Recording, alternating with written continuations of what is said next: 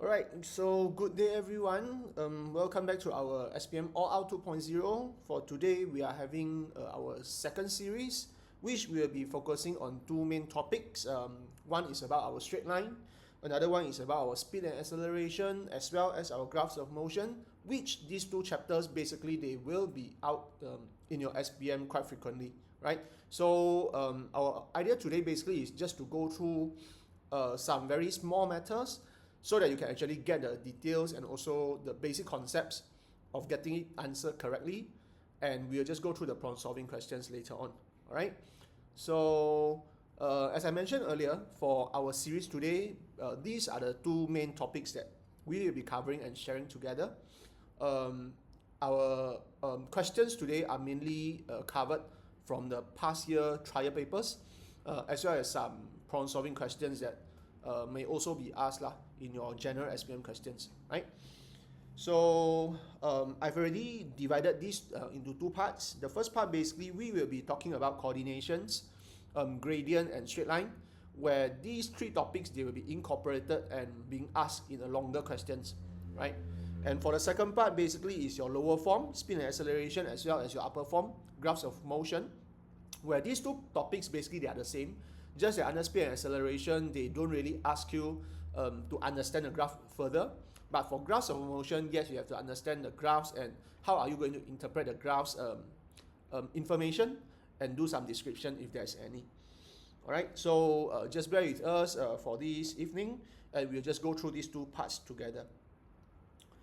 So first of all, under coordination, gradient, and straight line, these three parts, you will just need to understand some basic formula and also how you actually get through these three topics being incorporated together, right? So under the coordination part, basically you have to understand in calculating the distance between 2 points, as well as how are you going to calculate the midpoint.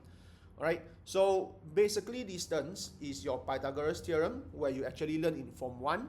We have c squared equals to a squared plus b squared, where the c is actually the hypotenuse, the longer side, under your right angle triangle, which is also the opposite side of your right angle triangle, right?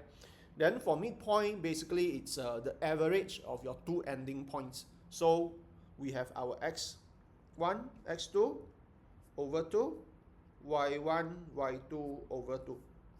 Alright, so anything with related to your over 2, basically this is the average. So to get a midpoint, we are actually getting two different points, and somewhere here this is the midpoint, where we are actually taking the average of two ending points, right? And basically under straight line, sometimes they will ask you on midpoint, sometimes they won't ask you in midpoint, but it is important for you to understand what is the concept of midpoint, because sometimes also you have to use this concept in solving your probably the area of your polygon or your volume of your polygon if a composite solid is given to you. Right? Then moving on for gradient. Gradient, basically in this topic, you are just required to understand the formula. How are we going to look for the gradients formula? Basically, we can go through two parts. The first part is through your intercept. Of course, you have to understand what is an intercept. Intercept is any point or any value that cuts through your x or y axis. As for now, you shouldn't be confused between your x and y axis.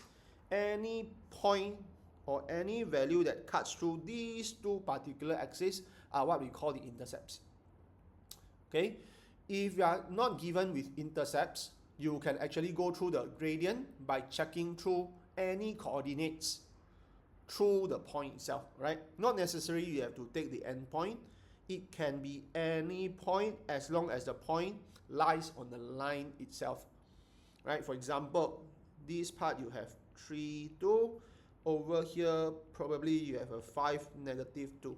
You can just use these two coordinates to form your gradient using the coordination formula y2, y1 over x2, x1. Right? Then for straight line, basically the main idea is just for you to cover in finding the equation of a straight line, which is your y equals to mx plus c. Your m is the value, your c is the value. Your x and y, basically they are the variables where you will have to place these x and y back to its original position when you are forming your general equation in terms of your gradient form. Right? So we will just go through these three concepts together through our long questions, and we'll go through about it lah. Right? So, okay, these are some of the basic revision part where we actually have to understand in looking for the midpoint for the following endpoints. Right? So basically, you have 4 sets of questions here. You have point A and B, C and D, E and F, G and H. Right? So to get your midpoint, again, midpoint's formula, it's the average of your x as well as the average of your y. So x1, x2 over 2, y1, y2 over 2, and these will form your xy, where your xy is the midpoint itself. Right?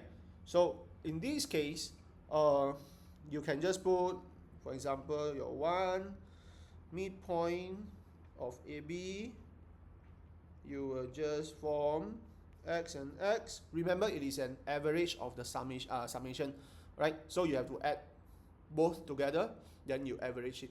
So you have a negative 4 plus 10 over 2, then you have a 6 plus negative 10 over 2. Okay, then you can just use your calculator. 10 minus 4, you get 6. 6 divided by 2, you get 3. Then 6 minus 10, you get negative 4. Divided by 2, you get a negative 2. And that's it. Alright, for midpoint, it is very simple. As long as you are getting a midpoint, you need the average. But what if midpoint is given to you and you are looking for one of the endpoints? Same idea, but instead of putting your both coordinations over here, you will just replace your midpoint here and one of the endpoints for here and here, right? Then you can just compare your x value with your the fraction of your x value. You shift according to your linear equations part. Same goes for your y. Right? The more importantly is that you have to understand what is the question's requirement. The question requirement is asking you on the midpoint, so just put in your midpoints formula directly. Right? So for second question, similarly, we will have negative 3 plus negative 6.5 over 2, and you have negative 8 plus negative 4.5 over 2, and your answer should be negative 9.5 over 2 and negative 12.5 over 2. Right, it's very simple. If you want to continue to calculate it, can. So your 9.5 over 2, you will get a 4.75. You can just put 4.75. And your 12.5 as well, you can just divide by 2. You will get a 6.25. Right? It is the same. Then for your question number 3, you have E and F. You need to find your midpoint. So same idea. You have 3 plus negative 8 over 2. 7 plus negative 10 over 2. And again, press your calculator. 3 minus 8, you get negative 5. So negative 5 over 2, or your negative 2.5 will do. And this is your negative 3 over 2, or negative 1.5. Right? Then lastly, same idea. You have negative 6 plus negative 6.4 over 2. Negative 13 plus negative 3.8 over 2. Right, in this case, you will have negative 12.4 over 2, and you will get 6.2, right? So this is a negative 6.2, and you have 16.8 divided by 2, you have 8.4, this is a negative. That's it, right? For you to look for your midpoint. Right? So from here, we will move on to calculating on the distance based on the 2 given points. So as I said earlier, to get your distance, you only need to remember your Pythagoras theorem if your x and y have different values. Right? In this case, your A, B, C, D, E, F, I think all the questions, they are with different x and y values. So you will just add the x value and y value separately, but since we are doing your Pythagoras theorem, you need to put another 2 information, which are your square and your square root. Right? So for A, label clearly on your x value and y value. So this is your 5 and 9. So 5 plus 9, as well as 1 plus 6. This is your general idea, right? Add your x and y. Sorry, this is a subtraction part. So you need to find the difference, right, in your x and y value first. Then you add together, then you square root. So for this one, you can use any points to subtract. Not necessarily you have to use a bigger value to minus a smaller value. You can use smaller value minus a bigger value. It doesn't matter, right? Because no matter how, by the end we will still need to bracket it and we have to square it, and you will get the same answer exactly, right? So in this case, you can just use these two to subtract each other, where you have 5 minus 9 and 1 minus 6 with your square and your square root, right? So 5 minus 9, you get a negative 4. Negative 4 square, you get a 16. Plus 1 minus 5, 1 minus 6, you get a negative 5. Negative 5 square, you will have 25. And that's how you go about it, right? You will have a cert 41. And for cert 41, if you were to put in 2 decimal places, you have 6.40 units, right? So for this case, you can proceed to your B. Same idea, 1 minus 10 square plus 4 minus 10 square, and you square root it, right? So 1 minus 10, you get a negative 9. Negative 9 square, you get 81, plus 6, negative 6, you have 36. Okay, so this is your 117 cert, and you have 10.82 units, right? C, even though you are starting from your origin is 0, 0, but you will still use the same method, right? But over here, you can just put your 6 square plus 8 square lah, because you can just use your 6 and 8, subtract your 0, where you will get the original value straight away, right? So you have 36 plus 64 equals to 100, where you can square root 100 to get 10 units. Alright, so for your D, E, and F, basically, I think you can give yourself a try. The concept is always the same. You use the difference of your X value and your Y value to add together, but before adding them together, you need to square. After getting the answer, you square root again. Alright, so these are about your coordinates. Okay, I think it's quite clear on this, right? So the part that we have discussed earlier, it may not be used in our long questions here, which is related to your straight lines, but no matter how, you still need to remember the concepts, the principle on how are you going to get your midpoint, your endpoints, your distance, and so on, because somehow you may still need to use those skills to answer the following questions here, right? So moving on, we will just be moving to your gradient and straight lines, where these two, it is a confirmed thing that they will be combined together and ask you within the question itself, right? So as we mentioned earlier, for gradient, we have two formula. You can basically use your intercepts formula, where you have a negative y-intercept over x-intercept. The negative is your formula, right? You have to insert the negative, whether or not your x and y-intercepts, they are negative value or positive value. You still need to put in the negative over here, as this is the general formula to look for your gradient, right? Or you can use y2, y1 over x2, x1 if you are given two sets of coordinations. And in this case, you have to be very careful because positionings are important, right? You need to be aware of the positioning, where if you are using this set to subtract with another set, make sure you perform the same idea on both of your x and y value, right? And I think we can have some examples later through the discussion. Okay, so in diagram 1, O is the origin, point R lies on the x-axis and point P lies on the y-axis. So from here, you should be able to understand that your P and R, basically they are the y-intercept and your x-intercept for the line PR, right? Because it touches the x and y. Straight line PU is parallel to the x-axis. So PU is parallel to your x-axis. Under parallel to x-axis, you need to have a very quick understanding that PU's equation should only with y equals to a number.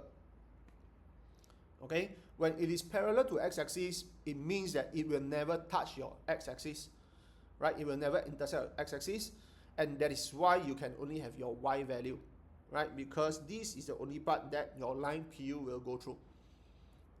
Okay, similarly, if the question would tell you that PU basically it is parallel to your y-axis, so parallel to y-axis is something like this, right? This is parallel to y-axis, and under parallel to y-axis, the line can never intersect your y, right? It will only go through your x value, and basically this line you will always start from x equals to a number as well, right? You shouldn't see any y variable inside this equation. Okay, so these two are something very, very fundamental, and if these will be out in your SPM, normally they will just ask you to state. For example, in this case, state the equation of the line PU, because it doesn't require any of the calculations to get these equations done, right? It is always either y equals to something or x equals to something, depending on which line they are actually parallel to, right? So in order for you to find your line PU, you need to understand what is the coordinates over here, right? If this is a 5, then this line is going to be y equals to 5. If this is a 10, this line is going to be y equals to 10, and so on, right?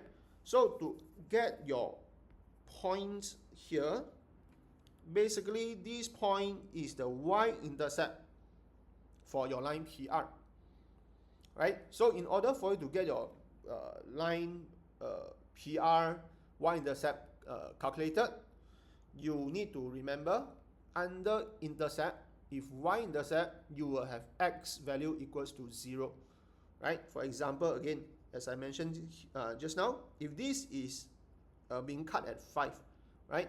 Your p value basically is 0, 5, correct?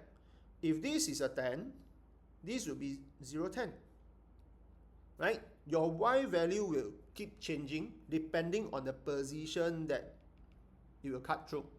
But your x can never change because it will always stick to 0, right? That is why over here, there's another very, very important principle that you need to remember.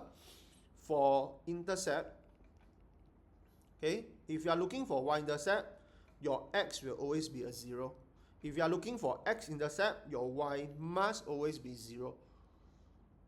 Alright, so for A is very, very simple. To get your equation PU, which is this line, first of all, you have to get this point done first, right? And in order for you to get this point done, there's no way then using this equation, because this equation is directly related to your line PR. So this is your y-intercept. We are referring to this part. Clear? Right? So to get yourself answered on that, you need to make sure you change your x value into 0.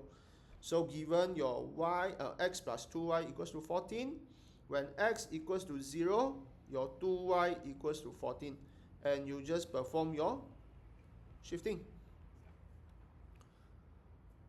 Okay, so y equals to 7, it means that this part actually they will cut at 7, and your PU is very clear. Your answer is y equals to 7. That's it. Alright, so in order for you to find the value of your x-intercept or your y-intercept, or the equation where the line is actually parallel, you will just follow this part. Right? Then for B, find the equation of straight line ST. This is the straight line ST, and you need to state the x-intercept. So again, this is to look for the x-intercept, which means your y must be equal to 0 when you have the equation. Right? You just substitute y equals to 0, find your x value. That's it. And this is the part where you have your x-intercept. Alright? So moving on this, in order for us to look for the equation of any line which is not parallel, two methods to remember. Alright? We have two methods to remember. The first rule is to find your m. What is m? M is your gradient. Right? To find your m, once you have already got your m, find your C. So how are you going to get your C? You will insert y equals to mx plus c, the values of your y, your x, and your m. Then your C will appear directly, right? Then how about the methods of getting your gradient? Gradient, as I mentioned earlier, you have two formulas depending on what information that you can actually get, right? So in this case, the question has already mentioned that your line PR is parallel to ST. So this is your PR, this is your ST.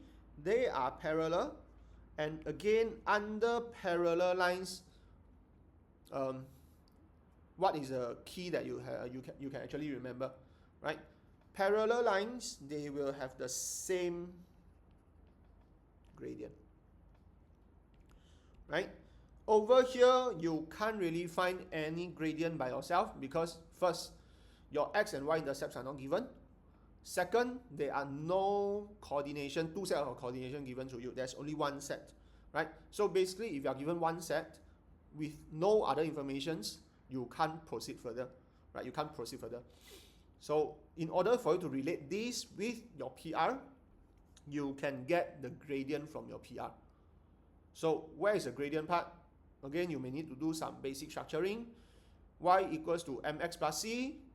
Make sure your y has two conditions, y positive, y left hand side. Okay, so I will do it maybe here. Given x plus 2y equals to 14, again y equals to mx plus c.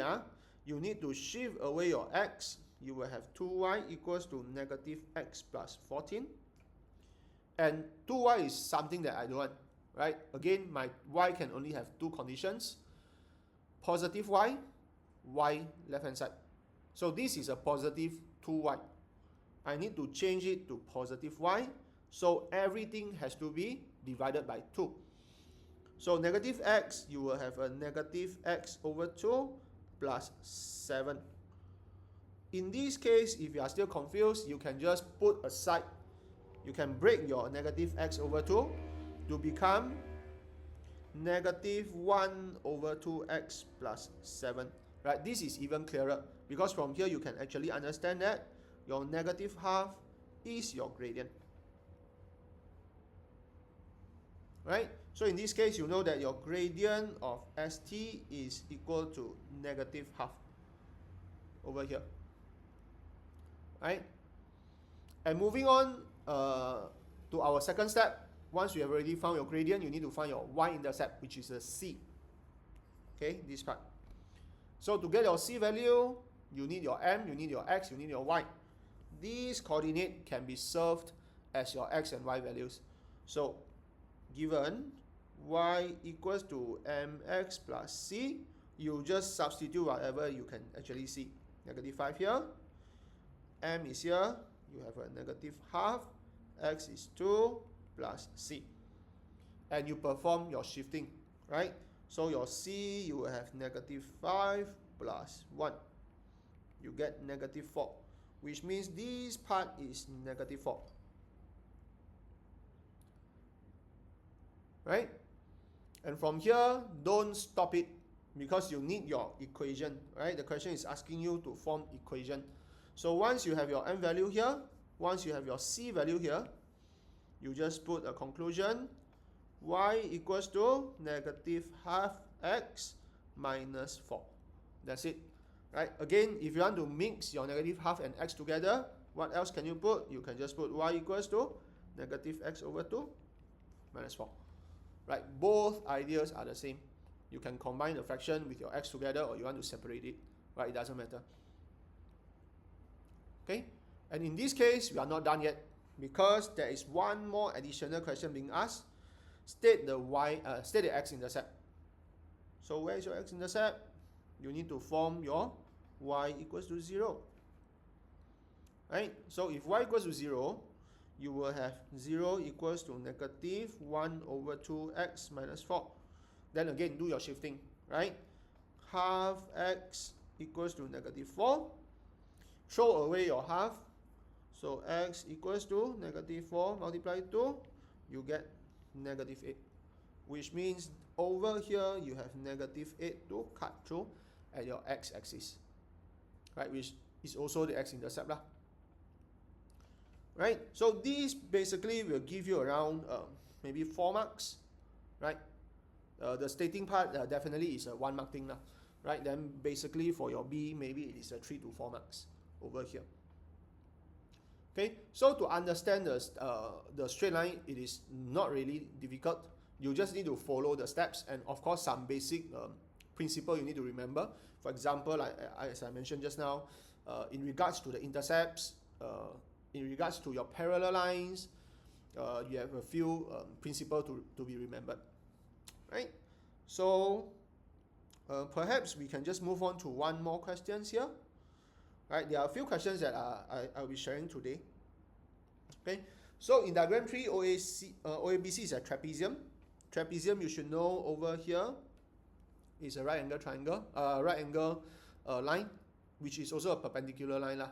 Okay, AB is parallel to line OC. So again, these two lines, they are parallel, and again under parallel, you should know they will definitely have the same gradient.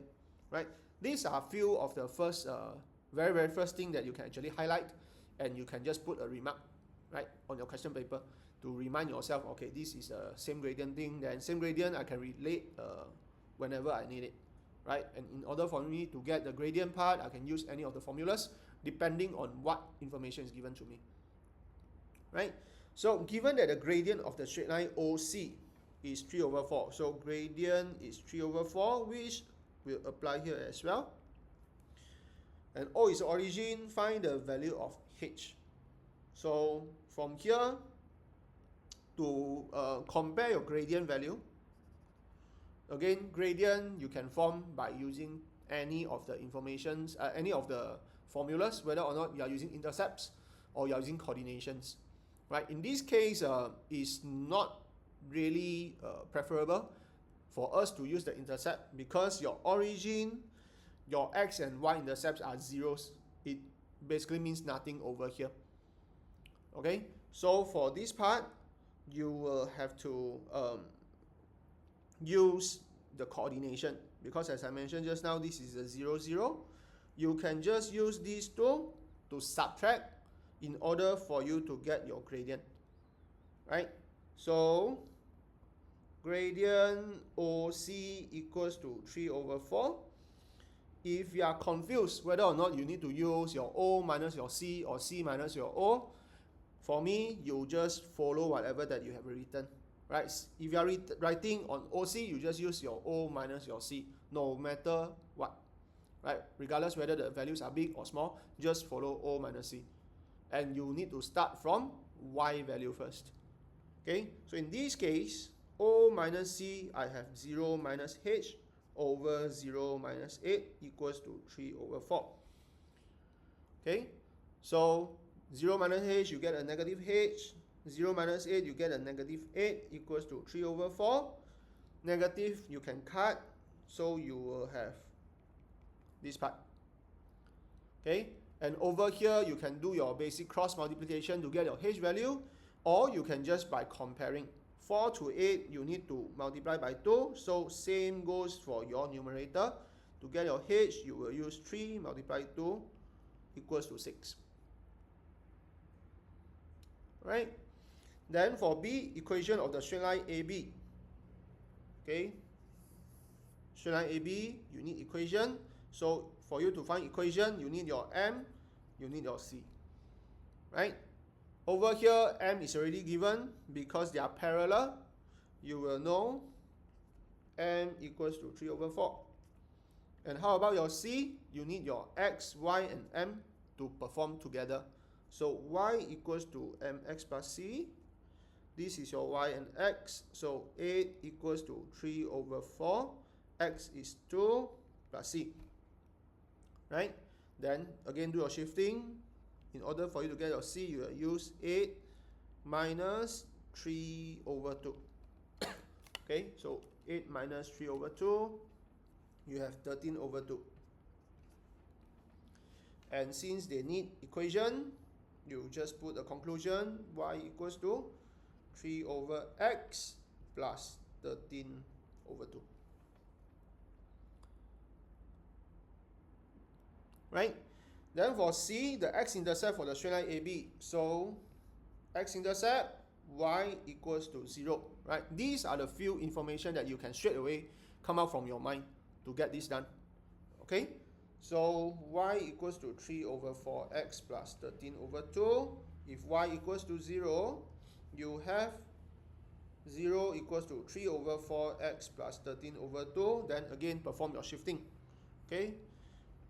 Negative 3 over 4x equals to 13 over 2. X equals to 13 over 2 multiply negative 4 over 3. Okay, because you are shifting over, you need to invert your numerator and denominator. So 13 over 2 times negative 4 over 3, you get a negative 26 over 3. And that's it for this part.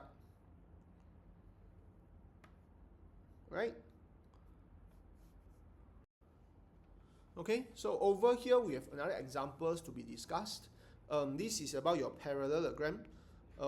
So in this case also you have to actually have some basic understanding on your basic polygons lah. Right? For example, in this case, this is a parallelogram. You should know this is formed by using two sets of parallel lines, and from here you will have two sets of the same gradient, right? Where your OP and your QR, they are with the same gradient. For your OR and your PQ, they are actually having same gradient as well. Okay, so find the equation of the straight line PQ. This is your line PQ. First thing, to find equation, you need to have M and C.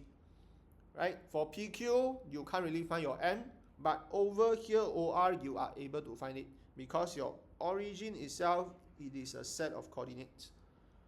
Okay, so to get your A, you can just start your gradient PQ equals to gradient OR, then find your gradient OR. Okay, Y and Y, you can use 12 minus 0 over 4 minus 0, where your gradient is 3. Once you have already done your gradient equals to 3, find your C value. So in order for you to find your C value, Y equals to mx plus C, use the gradient here, and since you are looking for the straight line PQ equation, you have to use either any points across your line PQ, right? You are not supposed to use your R here or your origin here because these two coordinates, it doesn't relate to your PQ line. Okay, again, my emphasis here is to remind you that not necessarily to use the endpoint, right?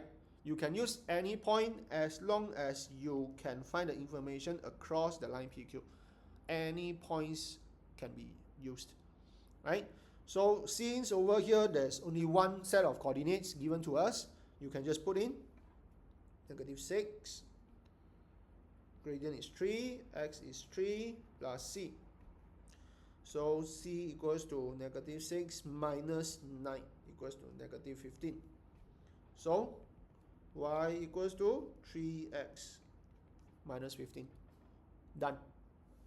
Okay, on this case it's quite simple.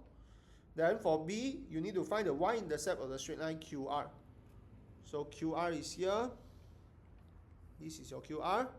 You need to find your y-intercept. So again, to find your y-intercept, you can just use your y equals to mx plus c to find the c value. Y-intercept basically is your c value. Okay, so to find this gradient, again, it is not doable because first, you don't have any q coordinates, but you are able to find this. So similar concept will apply in B as what you did in A. Okay, so for your part B, you have gradient QR equals to gradient OP because they are the same. Then again, you can use these two to minus negative 6 minus 0, 3 minus 0, you get negative 2. So once you have this, you need to find your QR y-intercept. Use your Q or R or any coordinates if it is given to you across your line QR, right? So y equals to mx plus c. your y is 12, m is -2, x is 4 plus c. So find your c, 12 plus 8 equals to 20. Done. Right? In this case, you are not required to look for the equation, so you can just stop over here. If you are afraid, you can just put your conclusion, y-intercept is 20. And it is done. Right? It's quite a clear cut over here, nothing much you can actually need to discuss lah. Okay, so that's it for our first part, where we have actually covered the straight line part. So again, to summarize everything, straight line is not really challenging. You need to understand the flow. In order for you to find your straight line equation, you need your m. Once you get your m, you need to find your c. Right? To find your c, you have to get your m, x, or y. These three informations to be replaced into the position, then do your basic shifting. Right? So for the second part, this is about your speed and acceleration as well as the graphs of motion. So in this case, a general idea on you is just to remember what is the formula for your speed, what is the formula of your acceleration.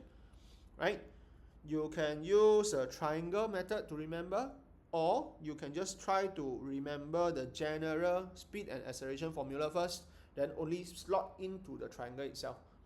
Okay, so speed is the distance over time thing, where you can put speed equals to distance over time, right? I think this is a formula where you actually first explore when you're in Form 1, starting on your density science, right? You learn about this triangle pattern. Okay, anything top down, you will use a division. Anything side by side, you will use multiplication. And you have to just cover anything that you need to find. For example, if you are looking for distance, so you will just be covering up your distance, and you can see actually ST are shown to you. ST are side by side, which means you need to use speed multiply your time to get your distance. Right? Acceleration is speed over time, where again acceleration is speed over time. This is another triangle that you have to remember. Right? Additional reminder, there's only one thing that we will always miss, which is the synchronization of the units. Okay? When I say units, it means, for example, if you are looking for time, right? Speed is given to you, distance is given to you. In speed, definitely you will have your distance unit and your time unit. Distance, you have your distance unit. In order for you to find your time, you use your distance divide by your speed. Make sure the unit for your distance here and the speed under speed, your distance unit, they must be the same. For example, if this is km, make sure your speed is km per whatever it is. Right? It can be km per hour, km per second, km per minute, it doesn't matter. But you have to make sure the km is changed first. Right? So that your following working would be much easier. Okay? Same goes for your acceleration, right? Where we actually see it later lah. Okay? So synchronization of your units during your calculation is super important in this part. Okay? So let's move on for some examples. Right? So over here, diagram 3 shows a speed time graph of a moving object for 15 seconds. Calculate the rate of change of speed. So this is an indirect phrase. Over here, you need to remember rate of change of speed is your acceleration. Okay, it is your acceleration. In meter per second square of the object in the first 8 seconds. Right? Over here, I don't have any 8 seconds. Maybe 8 seconds is around here, where you will check somewhere here lah. Okay, you are looking for the rate of speed, rate of change of speed over here. Okay, but you can actually see from this line from 0 to 12, this line is a straight slanting line, which means this one you will just need to calculate the gradient, right? Under acceleration, graphs of motion, you will just calculate the gradient for this part. Okay, and in this case, your position is also important. You need to use your final speed minus your initial speed divided by your time. Okay, so it's not possible for us to find whatever is here because information is not sufficient for us to look for it. But we can use this part. Why? Because as I said, this is a straight line. As long as it is a straight line, you can use any points across the line to find your gradient, right? It is doable. So find your two sets of coordinates first. This is 0, 24. This is 12, 18. And very clearly that you can actually see this is your final. Final we can just represent with V. This is your initial, we will represent it with U, right? Or any alphabet that you can think of lah, right? As long as you are clear enough, then it should be fine. So acceleration, you will use your final y minus your initial y, right? So 18 minus 24, this is your meter per second, over across here, this is your 12 seconds. Okay, you can just put in this way. So 18 minus 24, you get a negative 6. Over 12, you get negative half, or negative 0.5 meter per square second. Okay, so that's it for acceleration. And sometimes a question may ask you, what is the deceleration? So in this case, if you are being asked on deceleration, you will have a positive 0.5. Okay, a negative acceleration, it means this is a deceleration. So if the question will ask you on deceleration, just remove the negative straight away because the negative has already represented with the word deceleration. Okay, so the second part, find the distance in meter traveled by the object for the last 3 seconds. This is your speed time graph. To find your distance traveled under speed time graph, you need to find the area bounded under the curve. Okay, so for the last 3 seconds, it means this is a part. So you are just looking for the area of this. This is your triangle. You need your 3, and this is 18. That's it. Okay, for B, find your distance. So how are you going to get your distance? You use 15 minus 12, multiply with 18, multiply with your half, because this is a triangle. Okay, so 15 minus 12, you get a 3. 3 times 18, you get 54. Half is 27. So meter per second, you have seconds. So second and second you can cut off. Then this is your meter. Okay, so under speed time graph, there are a few things that you can actually bear in mind. The first thing is the phase rate of change of speed. This is related to your acceleration. Acceleration, you have to use final minus your initial speed over the total time taken, right, in between those speed. To find the total distance traveled, you need to find the area under the curve from the durations given to you. In this case, it's the last 3 seconds. Okay, so this is the one. Then we can check on a few more questions under this part. So this is your distance time graph. It is no more speed time graph. So distance time graph, definitely you will be looking for the speed or the rate of change of distance.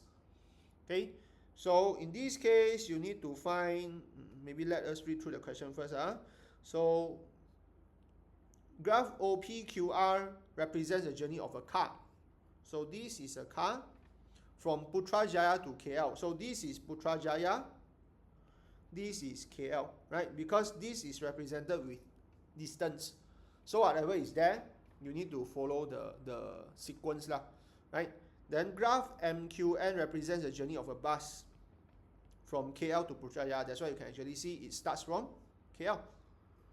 Okay, maybe I'll just write here, this is bus. Okay, then to find your value of T, where's your T? Okay, your T is over here. So for this type of question, you need coordinates to help you. So again, it will very oftenly involve your gradients calculation here.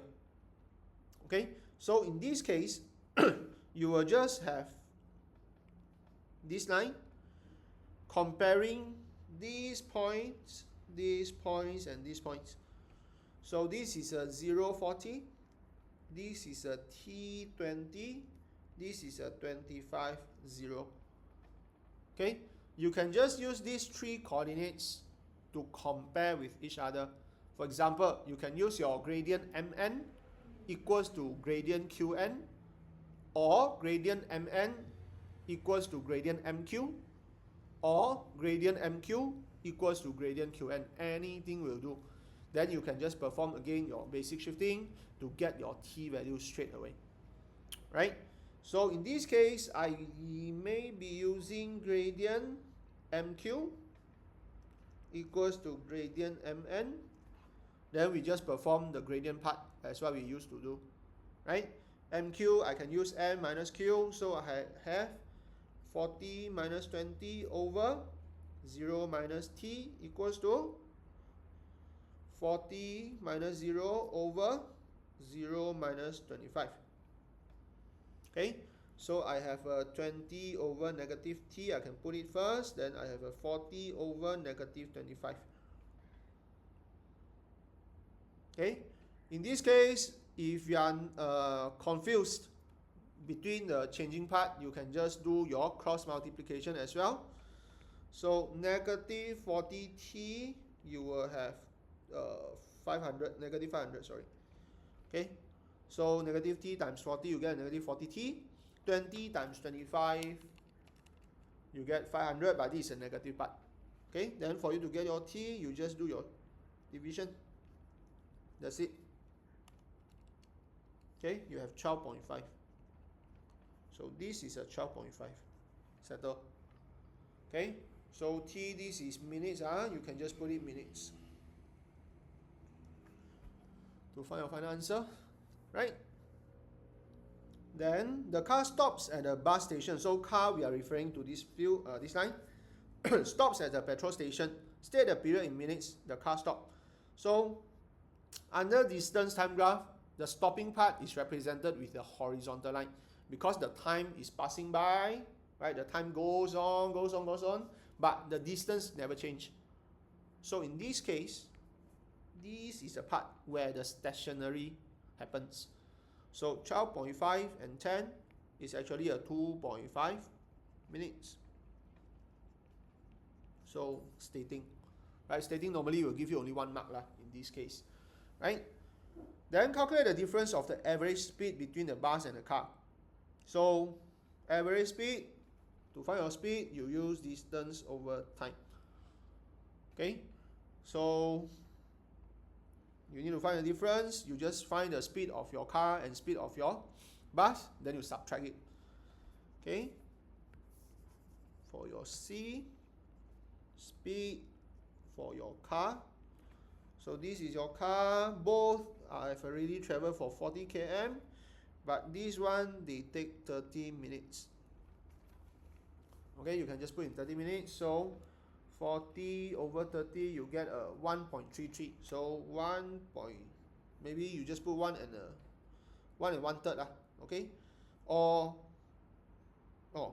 in km per hour. So in this case, you need to change your minute to hour. So minutes to hour,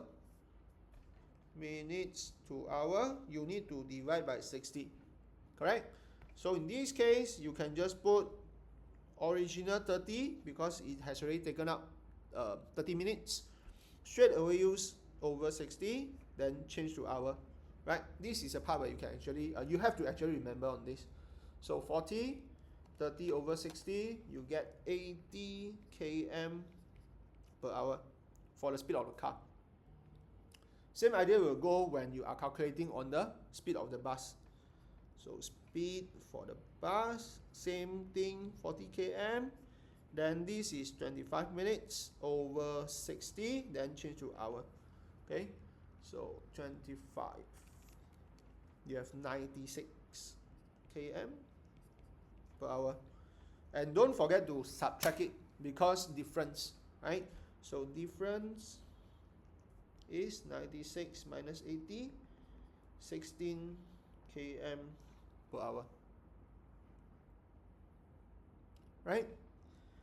Then if OP is a highway route, does the car comply with the speed limit? Right. So this case it is testing you on your general knowledge for the speed limit. So for our highway speed limit normally is 110 km per hour. So you will just check your OP part. OP is here. So the car has traveled 20 km in 10 minutes. So you just calculate.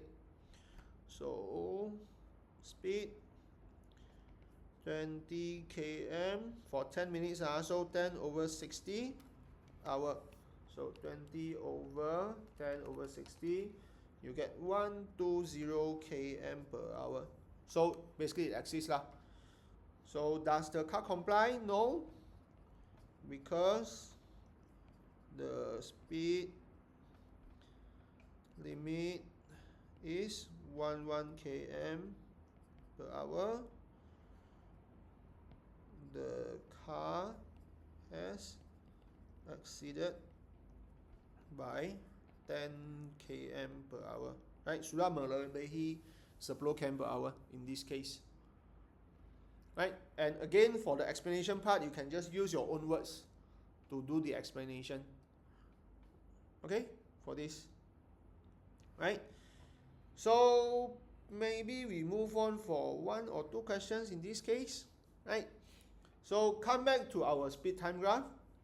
Shows the motion of object for a period of t seconds. Calculate the rate of change of speed. So rate of change of speed, again, this is your acceleration of the object in the first 8 seconds over here. So same idea. Use your coordinates 0, 18, 8, 15, then find your gradient. Okay, so A, find your acceleration. You have 15 minus 18. This is your meter per second over 8 seconds. Okay, so 3 over 8, you can just put negative 3 over 8 meter per second squared. Okay, then number 2, find the value of t in seconds if the distance traveled by the object for the first 8 seconds is half of the distance traveled at the uniform speed. Distance traveled at uniform speed, basically this is a part.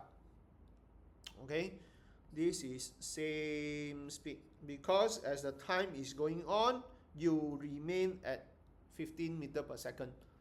Okay, so the what does it mean? The distance traveled by the object for the first 8 seconds is half, which means the area over here is only half of this. Okay, so if this is x, this is half x. If this is x, this is 2x. Right? So you compare the relation in between these two regions. This is A, this is B. Okay, for part A for part A we are able to actually calculate it because informations are given to you. That is a trapezium. So same idea, trapezium, you have to understand the way of calculation, right? This is your perpendicular part. These two lines are your parallel lines, so you need to add together, then divide by 2, multiply with the perpendicular, right? So for B, distance from 0 to 8 seconds, you will use half, multiply, this is your 18 and 15, so 18 and 15 multiply with your 8. Okay, so 18 times plus 15, you get 33, 33 times 4, you get 132 meter. So 132 meter is half of the distance traveled. So distance from 8 to t seconds is 132 times 2. You get 264 meter. This is 264. Okay, then you need to find the value of t. So that is a rectangle. Rectangle is very simple. You use your length and width together lah, right? So this part is called t minus 8. So t minus 8 multiply, again this is your 15 to get 264. Okay, do your shifting. 264 can be divided by 15. So t minus 8 is equal to 264 over 15. You get 17.6. And find your t, you just do your shifting again. Plus 8. 25.6. This is seconds. Put in back seconds. Right? So it's quite clear on this. As long as you can remember what is the relation between these two, then you should be able to settle this. Alright? Okay, so let's go through for our last part on this graphs of motion question.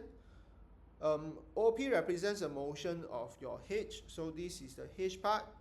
Then OQRS is for K.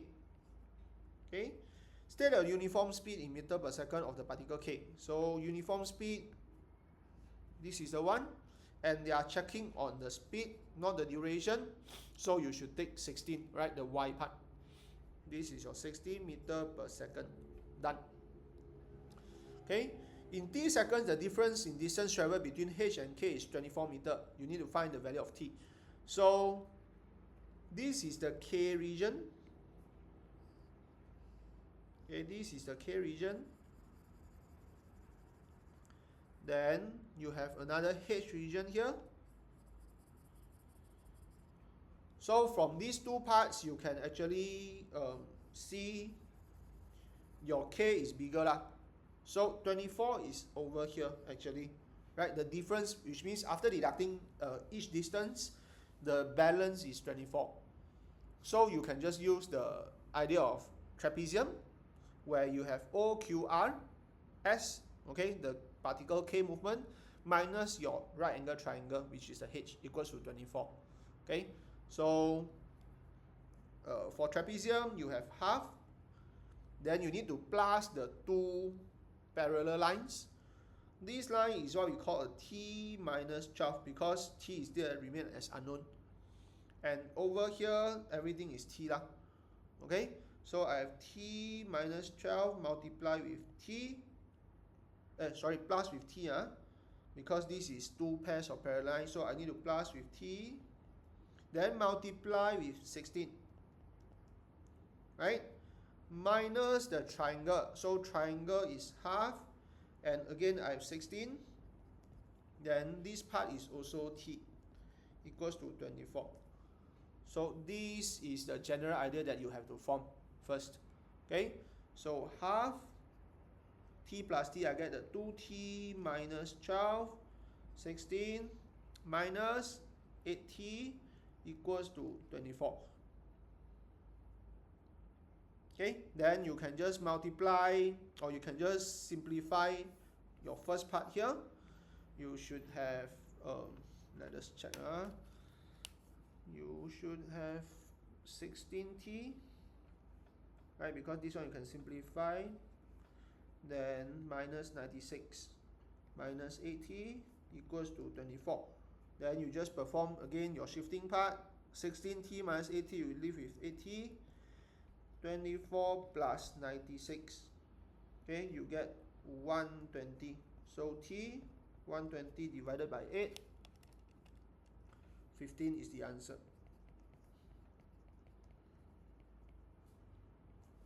Okay, so as you can see here, under your speed time graph, you will be more related to the calculation of your polygon, the area of polygon, when you are looking for the distance travel, right?